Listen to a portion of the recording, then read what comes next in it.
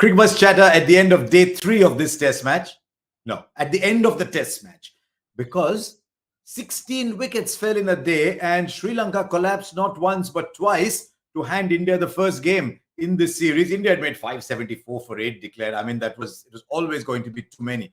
But Sri Lanka started 108 for 4, remember, then bowled out, lost their last 6 for another 66, and then just 178 in the second innings was disappointing. India's 5th largest win ever, an innings and 222 runs. We'll talk about that. We'll talk about what India did right in the company of one of the finest all-rounders I have met. Because some months ago, there was DK the weatherman. Then there was DK the fashionista. Then there's DK the lighting cameraman. Look at his frame. Now I can add to that DK the oracle. He said yesterday, you never know Ravichandran, Ravindra Jadeja might pick up 5 wickets. He didn't say in which innings, he almost picked up 5 in each innings. Then he said, if they lose a couple of wickets early, the game might get over. So which of these powers are you invoking now? First of all, Harsha, as usual, you're being very, very kind to me and I really like it. Thank you. You've been one of those, always been a well-wisher of mine for a long time, and I'm happy, for a start, Harsha, if you did, and I know deep down it wouldn't take a oracle like you'd say. I know deep down even you thought this game, if they don't fight a little bit, is going to end today. And we discussed about it. Obviously, we don't want to be rude or in many ways very obnoxious about a Sri Lankan team that's come here. But I have to admit that if you just look everybody in the eye and ask them the question, are you serious about playing international cricket? Like, are you so keen to be the greatest world champion team that it was, say, 20 years ago? Are you, in that journey? Do you believe you're in that journey? I don't know what I know what the answer will be, to be honest, but it's a sad state of affairs. Sri Lanka. I'm going to add one more expression to you. I'm going to say this is DK the diplomat. I can get exactly what you're trying to say. And I agree with you. I have a soft corner for Sri Lankan cricket over the years because when I used to go there early, I met some genuine cricket-loving gentlemen, some of the finest cricket-loving gentlemen on one of my earliest visits to Sri Lanka, old-fashioned test match cricket lovers. And then they went through a period of some fabulous players, not just the Aravindas, Ranatungas, Jayasuryas, beyond that, Sangakkara, Murali, Jayawardena, lovely people, great heritage. I don't think that heritage exists at the moment. You could see that in the manner in which they played. And Dick, I want to ask you about 3 dismissals. One was 2 dismissals. One was Dickwella in the first innings. There's 2 people set their back for the shot. He sweeps straight to one of them. Suranga Lakmal in both innings. He only played 5 balls. He slogged in both innings and got out. Pathum Nisankar early on trying to slog Ashwin, almost caught at deep mid-wicket. Shreyas Iyer put that down. And I thought, hang on, what's happening? Look at Charit Asalanka in the second innings. This was the first, of course. And see what happens after Dickwella. That's the end of the innings. There is no circuit breaker. The stock price was falling and there was no one to stop it. Then in the second innings, Charit Asalanka, 20 of 9. So to be honest, I couldn't figure it out. So I'm a little disappointed because I've liked watching Sri Lankan cricket over the years. But let's look at some of the things India did in this series. And the first thing I'd like to ask you about is, okay, there's 3 or 4 people I want to ask you about, but Ravindra Jadeja. I mean, I think if Jadeja just sat in his house in Jamnagar at the moment and said, let me move Mars a little this way and Venus a little that way, he could. Yeah, that's a lovely way to put it. I think it is true at this point of time. I heard his interview and very interesting. He said his mindset and his outlook has changed. And that's what elite level sport is, Harsha. I'm sure you know that in any field, the higher you progress, I think a lot of battles is not against an opponent, but within yourself and what's played between the years. And at this point of time, he is handling those battles really, really well. We got to remember that he's coming back from an injury, hadn't played cricket up till the white ball format for some time, but comes in and plays like he's been playing the sport for the last, 5-8 years, every day of his life. I mean, he's been through a pretty major one because you got to understand why I say injury is very interesting, because up till then, you've never heard of Jadeja having an injury. It could be the odd niggle or 2, but an injury not being picked because of an injury has never happened. But to come and, after that, obviously not only express himself, but take his game to a different level. I mean, as we said, we can keep speaking as much as we want, but I don't think we can wax eloquent enough of Ravindra Jadeja. I think he's at that form of his life where he walks the walk and talks the talk. And I'm enjoying watching him perform. Not only he's always known to be a great fielder and an outstanding competitor, but his batting and bowling seems to have just in many ways taken off to another level. But I also want to wait and see. He has a lot of battles. I don't want to, in many ways hype too much of it, because sometimes opponents need to push you, and in many ways, challenges need to be had for you to cross the barrier. He looks like the guy who's ready up for a challenge, because when he went to England, he did well. In Australia, he's done well. So Sri Lanka isn't the battle for him. For us to say, he's at the peak of his powers. I would just say yeah. I mean, his batting average post 2018 is now in the mid 40s. So he's scored a few runs overseas as well. So all the signs are there. And if you look at his numbers across eras as all-rounders, at the moment, they're looking very, very good indeed. So you just hope that he can only keep going upwards. But you're right, he's batting like a batsman. And sometimes when you're down at 8 or whatever, when you're traveling abroad, your fast bowlers are not contributing with the bat, you can almost sometimes think, okay, I've only got these many balls, let me make the most of it. Here in India, as he said yesterday, he has Rishabh Pant on one side, Ravichandran Ashwin on the other side. So he's got batting to play alongside. So I think that would have helped him too. I want to talk about your good friend, Ravichandran Ashwin. I mean, he started the game at 430 wickets. First of all, I think we need to little pause and let that sink in. 430 test wickets. And then he goes past Richard Hadley. He goes past Rangana Herath. He goes past Kapil Dev. He's now got 436 wickets. I think sometimes we must just pause and acknowledge greatness in our midst. And this was not a dirt heap. It was not that the ball was exploding off the surface. I thought he bowled beautifully. And I will bow to what you said about the opposition. But you can only play the opposition you're presented, can't you? Oh, absolutely. I think, when we are judging a player, you cannot dismiss the fact when you're judging him. I think what you need to be observant is how well is he bowling? Is he up for a challenge? And I mean, these are questions you can raise for mere mortals. But Ashwin, over a period of time, the challenges that he's been thrown, the kind of competitors he's had in the playing 11 itself, but ended up overachieving in the same game, he's been second to none. And you look at the speed at which he's done, taking wickets against everybody. You see Australia, New Zealand, South Africa. Look, for me, he's a complete all-rounder. I think he is arguably one of the greatest sportsmen ever to have played the sport as well. He's been fabulous. He's got runs with the bat when it matters most. His 100 recently against England on an absolute dust bowl. His bowling is, I do think if you go and ask 10 left-handers in the world right now, 9.5 would say, you know what, I find playing Ashwin tough. That's the kind of aura he possesses, and he's a phenomenal off-spinner, and you have to have time for him. I want to ask you a little bit more about Ashwin as well. And he's talked openly about the lows of 2018 or thereabouts when his body wasn't listening to him. He went back to the trainers, and he's often admitted that his body is not that of a natural physical athlete. So he's got to make the most of what his body has. But his trainer said he's as fit as he's been for the last 4 or 5 years. So where do you see a future of someone like Ashwin? How long can his body hold with the action, with all that he tries? What does the future hold for Ashwin? Look, Harsha, I don't think he has the most gifted body. So he's somebody who always puts in a lot of work. I've seen him put a lot of work. He's never going to be the fastest man on the field ever, for sure. But the one thing is he has what is called bowling fitness. He can bowl you long spells. He can bowl you the same amount. Like if you take a fit bowler and if you take Ashwin, there would be a difference in the number of revolutions you get. As you get tired, your revolutions tend to decrease as a bowler. But with Ashwin, the beauty is his fingers don't tire that easily, and he's able to obviously, along with the rest of his body, give it enough for the ball to turn consistently. If you give him 30 overs, almost 25, 28 overs, you'll see the speeds are same and the ball will have that rip on it, which is what fitness is all about. I do think, obviously, we all know he's in the last phase of his career. And he's at that phase where he needs to take care of his body literally like a temple. Any mistake here, any blemish here and there, obviously the body takes that much more time to recover.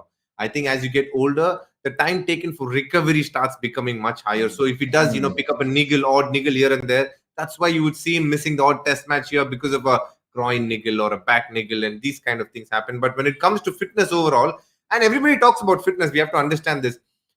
He's actually one of the better runners when it comes to running long distances, and I can vouch for it. He really is somebody who him, Pujara, these are people who fascinated me because they seem to run laps around the field very easily. But if you put them in a 100-meter sprint, that's not their strength, and they'll admit it. But long distance running, and that's where bowling fitness comes in many ways as well. He's able to bowl Well those said. long spells.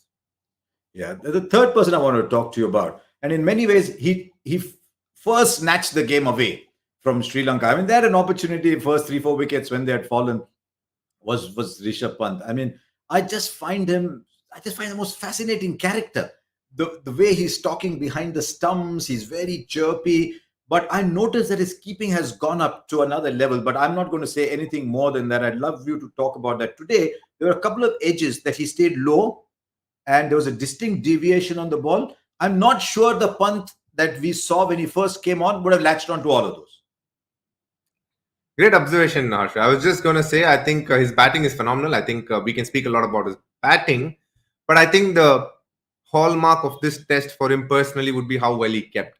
I think some of those catches, Patum Nisanka's catch, was a brilliant catch. I mean, it is a hard one. Whenever an off spinner bowls into a rough a little bit and the ball is turning in, it's a hard one to take because you never know which one's going to straighten and which one is going to turn in. And on top of that, if it deviates off the bat, it becomes that much more harder.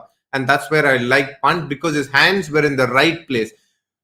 When you stand close in, you need to practice so much that you get your hands in the right place. It needs to be second nature to you because you don't have time to think. You need to have your instincts working better than people who do it in the outfield. And for that, you have to put in X amount of hard work. Like they say, repetition is very, very important. And you can see the amount of work that he's put off the field on his keeping is reflecting on this. Why he couldn't do it before was obviously a technical flaw. And over a period of time, he's obviously addressed it. And that takes a little bit of time to settle in. And he looks solid this game. I like both the catches he took low and standing, making sure the hands are soft. Because when it takes the edge from the bat to the glove, you literally have less than literally a few microseconds. Yeah. So you're not thinking there. It needs to be there. It needs to be supple enough for the ball to go in, and then you latch onto it. That's why they say any slip catch is a tough catch, and it's the same with the wicket keeper as well, especially for spinners. Quick on to round off India in this Test match. It was also Rohit Sharma's first Test match as captain. I know it was Virat Kohli's 100th. We've talked about that. So many landmarks in this game. It was also Rohit Sharma's first Test match as captain. I mean, he's like Pant. He's like a character as well. He can be very disarming, very very chilled out. I think that's the expression that's been used for him. But what did you make of him on the field? He didn't have too many challenges, let's be honest. He didn't have too many challenges, but there are a couple of things I want to talk to you about. One is when he took off Jadeja with 8 wickets gone, and he said afterwards and Ashwin said afterwards to me as well, that they hadn't, someone like a Jayant Yadav doesn't get too many opportunities. They wanted to get him to bowl because he's the bona fide third spinner in the side. So that was one. And the other was Bumrah only bowled 4 overs. Part of it was because of light, but Bumrah only bowled 4 overs. Look, I think Harsha, at this point of time, the Indian team is all about making sure that they have a good bench strength. They know who their 11 is on a good day. They know, in fact, if you do go abroad right now, if Akshar Patel is fit, he'd probably be the third spinner. They're aware of that as well. But when they've picked a guy like Jayant Yadav, for whom opportunities come few and far in between, because there are two legends of the game playing right now in the 11, it becomes hard for him to get an opportunity. And just giving Jayant Yadav 11 overs. But also what this happens is if at all they drop him later, he will never turn back and say, you know what, I didn't get enough opportunities to bowl. He's going to look and say, look, everybody got 20 overs. I got 12 overs, but maybe it didn't go my way. So it's fair. It's okay if these things happen. Maybe not at the outset, but definitely I think over a period of time when he reflects upon it, he'll say, I got my opportunity. It didn't go my way. For whatever it's worth, at the end of the day, it's a skill-based game. Sometimes you get it right, sometimes you don't. And what I like about this current setup is they're giving people an opportunity to fail before they're able to remove them or move on from them, which is very important. As an international cricketer, you want to get opportunities to showcase your skill. In case you don't, you need to own up and say, okay, then I've not been good enough for the moment, and move on. And I think they are going down that path where whoever it may be, they're going down that path where they're making sure they're given enough opportunities to perform. And in case you don't, then it's fine with them to move on to another player. I want to ask you a little bit about Sri Lanka as well. When you've conceded 574 runs and you've only been bowled out for 174, 178, it's hard to search for positives. You could say Nisanka got runs, but he He was bowled off a no ball. He had a life. He struggled a little bit, but he fought his way through to 61. Okay, there's a positive. I thought in the second innings, Dequella showed that he can bat, but that was a lazy shot in the first innings that he played. But apart from that, I mean, Angelo Matthews hung around, didn't quite get the big score that he wanted. Could you glean any positives at all? Let's just imagine we're transporting you into the Sri Lankan camp, like Sridhar and Sriram gets transported into the Australian camp. We're putting you into the Sri Lankan camp. What positives will you tell them? For me, this test match had only one positive, and that is even half a positive for me. Lasith Embuldania, the way he bowled on the first day, I think he did bowl well. The ball dipped, which made it hard for the batters to play on the onside, especially the right-handers, which shows that he's got a bit of drift and a bit of dip, and the fact that he has a bit of height, and he bowled well on that first day. But I will definitely have a look at his mind. Why did he give up on day two and just bowl like, there's nothing existing in the test match post day one? That was what, didn't sit well with me, because he got a great opportunity to bowl. Generally, when you see great bowlers, when they end up bowling 46, 50 overs, they'll at least have bare minimum 3 to 4 wickets to their name, because that's the quantum of overs that they bowl. If he's bowled 46, and two things stand out for me there: the fact that he bowled less maidens, which shows that obviously he's not consistent, and why did he give up on the second day like he did to an extent? That is the only thing. Did he not believe he could get those wickets? Yes, there was an attacking Rishabh Pant, but did he not back himself to get a Rishabh Pant or a Jadeja out? He can't expect dust bowls everywhere he goes. Here was an opportunity where he's got two world-class batters out, Mayank Agarwal and Virat Kohli. Everything for the asking, nobody else to bowl along with you. Why did it not happen? That is the only thing. And I'll also tell you why I wouldn't rate Pathum Nissanka or Niroshan Dikwella as a positive. Number one, I think Pathum Nissanka was very lucky at the start.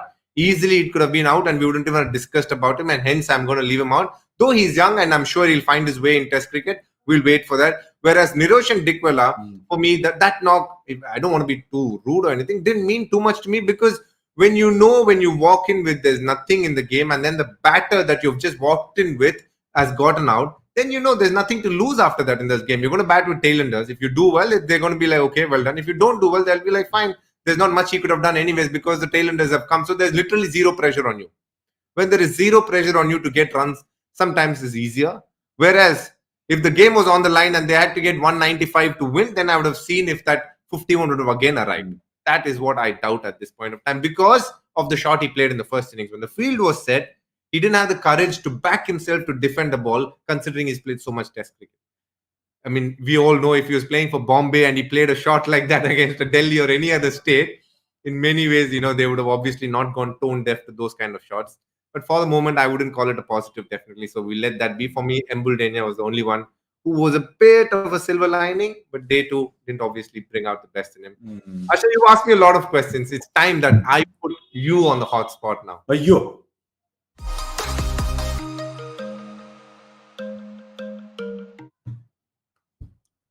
Harsha, I know, even though you were in Mohali, very much following the India-Sri Lanka game, at times maybe not as interesting, but there was another game that was happening at the same time in New Zealand. And the Indian and Pakistan ladies played a game against each other. And just like the men, there's always pressure on Team India to win there as well, because they were 3-0 going into that game. And India, from a bit of a bother, from about 114 for 6, went on to do well. Pooja Vastrakar and Sneh Rana batted really well, got a brilliant partnership, a 7th wicket record partnership. And, like anything else, India went on to win the match comfortably. What did you feel about the game, Harsha? I've been a huge supporter of women's cricket ever since I was very young, and I saw the generation of Shanta Rangaswamy and Sudha Shah and Diana Adalji. I'm not going to take one more name, I know, because there will be a conflict of interest, but I saw Susan Iticheria play many years ago. For people who don't know, there's a family connection there for DK as well. So I've always enjoyed watching the women's game. Shubhangi Kulkarni used to bowl great leg breaks. So I enjoyed watching Sneh Rana. I saw her save that game along with Tanya Bhatia, saved that test match in England. I thought she was excellent. I loved the way she was bowling off spin. If you've seen Deepti Sharma as well, they bowl the way spinners used to bowl in the past. Rajeshwari Gaikwad is like that. Poonam Yadav, maybe a little too slow, but she's also... So I enjoyed watching that. What I liked was, it's not always seen in Indian women's cricket that if the top 5 or 6 get out early, there wasn't the same firepower at the tail end to take you out of that situation. So 114 for 6, any other era, I suspect Indian team would have got bowled out for 150, 160. So from there, for Pooja Vastrakar, so see the balance they are providing. She actually didn't bowl. She can be quite nippy with the ball. So Pooja Vastrakar, Sneha Rana, and Deepti Sharma, who batted at 3. Jastika Bhatia didn't get a game. Someone like Jemima's not got into the squad. So I see a lot of depth in this side. I'd like to see them go further. I don't know if every track will aid spin as much as this one did, because it aids spin. India's a completely different side. But very happy. What a great start. What a great start to the tournament. And now if Harmanpreet gets runs, gets back into form, and that girl at the top, I'm telling you, the little Shefali Sehwag, Verma. Shafali Verma starts scoring, we could actually mount a challenge, I think. So there you are, the women's game. Excellent start, excellent start. And you're right. I think at one stage that got more interesting than the men's game too. So there you are. You put me in the hot spot. I said, okay, so I'm going to make you now look ahead to the men's game again. We'll talk about the women's game by and by when those matches come. But this is fast forward.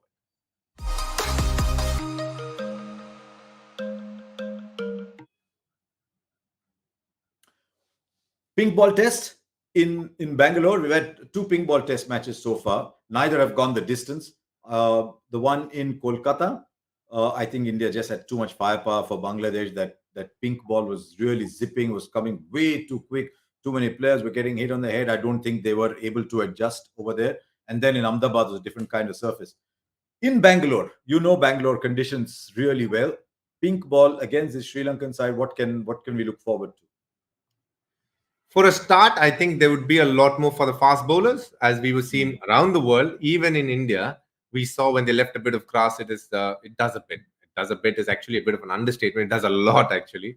So I do think in Bangalore there'll be a lot in it for the medium pacers if they decide to give a little bit of grass. Sometimes I have played in that ground where in Ranji Trophy cricket, the first hour in many ways is an unplayable hour. After that, the wicket tends to get slower and lower and sometimes boring, a tad bit boring. But I would think the fact that India hasn't played for some time in Bangalore, I do think it'll be an interesting game. Bangalore hasn't hosted a match for some time, so it'll be interesting to see what sort of wicket they give. I do hope that for the fact that we've seen a lot of spin in Mohali, I would like to see our fast bowlers come into the game a lot more. It'll be interesting to watch them bowl. But one good thing is, unlike in other countries, we play with the SG pink ball as well, which again has a very a seam that protrudes a bit like the Duke's ball, and it does quite a bit. When we played the Dilip Trophy games, we played with the pink ball, which was Kookaburra. But obviously, when it comes to Kookaburra, new ball does a bit, and after that, it just gets flat and good to bat with. Whereas the SG pink ball has a lot more for the bowlers and the spinners as well. I'm just hoping and praying somewhere that just like how Sri Lanka in the T20 game, after the first game and they're annihilated, came back and did well in the second game, even though in many ways India dominated in the second innings with the bat. I thought Sri Lanka were very good in that game in terms of the way they batted. I would love a better effort from Sri Lanka, because at the end of the day, if Test cricket needs to survive and go the distance, we need teams to compete. True. It'll be an interesting one. If indeed it does favor fast bowling conditions, would you look at, say, someone like a Siraj or Umesh Yadav coming in place of a Jayant Yadav? I believe Akshar Patel might also be might be available for that game. We're still waiting to get a confirmation. But would you make that kind of change, or would you go straight through with the team that you have at the moment? No, for sure. I think it'll be a straight swap for me. For me, Mohammad Siraj will play in the 11 if there is any inclination of it having something for the fast bowlers. And I think if Akshar Patel is fit, again, he's a straight swap with Jayant Yadav. If it's going to be a flat wicket, I think the choice would be between Jayant, a fit Akshar, and a Mohammad Siraj for me. And if it's going to be a wicket that aids spin, Jayant Yadav. If it's going to be a wicket that's going to obviously help the fast bowlers, for sure, Mohammad Siraj. Just for the benefit of a lot of people watching this, the pink ball is different from the red ball. The red ball is polished, and that is why when you rub it on your trousers, you can get a shine on one side. The pink ball, DK, and you played with the pink ball, it has more lacquer on it, right? It has just more coatings. It's almost like there's more paint on it. So you can't actually polish it, right? You can't look after the ball the way you look after a red ball. Would that be a fair comment in the same manner? Absolutely, Asha. I think we're going to understand swing works scientifically because the shine of the ball, and with a pink ball, the lacquer, as just Harsha said, it is far higher, and that's why you see the ball swinging a lot more. And obviously, I don't want to get into the scientifics of it, cutting air and all of that. But for the moment, No, don't. I don't want to say DK, the expert in Bernoulli's principle and fluid dynamics and whatever. Yeah, so I think obviously, and that's why with that ball, it's hard to reverse the ball. It's a lot easier to get the ball to swing it normally. And B, the fact that in twilight, when there is a bit of light from the natural light, which is obviously the setting sun, and then there's a floodlight, at that point of time, it gets a little hard to sight the ball as well at times. And the ball tends to do a little more because the air is lighter at that point of time. And that's why as the night goes on, it gets tougher and tougher to bat once the floodlight comes out, because the ball tends to do a lot more. That's why you see, if whoever is watching this have watched Australia and Adelaide when they play, in many ways they would declare just before they turn the floodlights on, or they bat in such a way that they'll give themselves an opportunity to bowl under lights, because we have all seen a couple of spells from some of the bowlers where they just run past the batting, and that can very well happen here.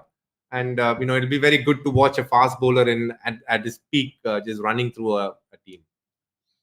Since you mentioned Australia, they're playing on a sleeping beauty at the moment in Rawalpindi. They played out the track, but they forgot to wake it up, so it's still waiting for the alarm button to ring and wake up. Quick one before we go on Sri Lanka. Clearly, Lahiru Kumara's out. They wouldn't have minded his extra pace with that pink ball over there. So I wonder if Dushmantha Chamira will come back. He's only played 12 test matches. That surprised me a little bit, 12 or 13 test matches. But really, I don't think they've got too much other choice. So they'll probably bring in Dushmantha Chamira for Lahiru Kumara. In terms of batting, I don't know. Do they want to look at Dinesh Chandimal in there? Do they want to look at Kusal Mendes in there? But if you look down that list, there's not a lot, unless they want to bring in Karunaratne in the side, because they'll get a little bit more batting and they'll get a little more support with as a seam bowler. But there's not. What would you make a change? One you have to make. Yeah, obviously one is a forced change, and I think that'll be Chamira. For me, the batting, I don't think they trust Chandimal as much as they used to, and that's why you see obviously Dick Weller getting an opportunity ahead of him. We will all like to think that Chandimal is the better overall player, but even though he's played as a batter over a period of time, for some strange reason, I don't think they believe in him as much, or they believe that they've given him enough opportunities. He's not done well. So for me, I don't know how better to put it at this point of time. I don't see too many changes with the batting, and that's not a great sign, to be honest. And when it comes to bowling, obviously, I think the one forced change will happen. And I hope that there is a wicket which aids fast bowlers, because if they end up playing this similar sort of 11 and it's going to aid spinners, then they're going to have a couple of long days again as well. Yeah, they would look at maybe playing Karunaratne for Asalanka. That might reduce the batting a little bit. They've just been bowled out 174, 178, but they can't afford to go into a pink ball test match and lose a seamer like they have over here. So they've got a lot of issues. What I would like to see more than anything else is sometimes there could be a mismatch. It could appear that there is a mismatch sometimes, but I would like to see a lot more spirit. I would like them to say, my wicket counts, hang in there, we'll give you a contest. And you really can't ask for too much more than that in Bangalore, because otherwise it's looking like fairly easy 2-0. And with the percentage of points on the World Test Championship table, little progress up for India. So there you are. That's a wrap for this one from me and from the multi-talented DK. As soon as this gets over, I'm going to call upon him as a lighting expert to try and maybe when I get back home to try and do something with my light. At the moment, I'm in a hotel room, so there's nothing I can do. Anyway, thanks, DK, and we look forward to catching up with you from Bangalore. Thanks a lot, Harsha.